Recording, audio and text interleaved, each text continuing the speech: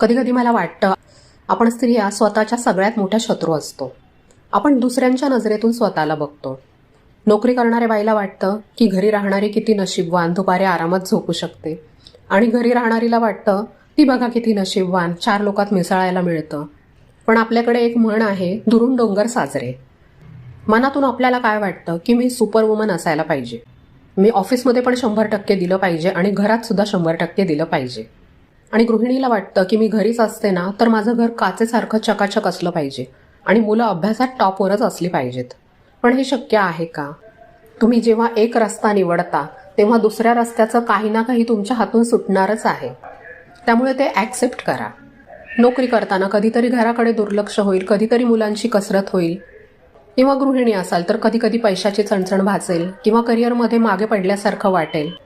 पण ह्या दोन्ही गोष्टी आपण ॲक्सेप्ट केल्या पाहिजेत, कारण त्याच्या बदल्यात आपल्याला दुसरं काहीतरी मौल्यवान मिळतंय. दोघींचंही काम वेगळं असलं तरी उद्देश एकच आहे, आपल्या कुटुंबासाठी प्रेमाने जगणं. तुम्ही कोणत्या मार्गाने प्रेम व्यक्त करताय हे महत्त्वाचं नाहीये, तुमचं प्रेम पोहोचतंय ना हे पुरेसं आहे.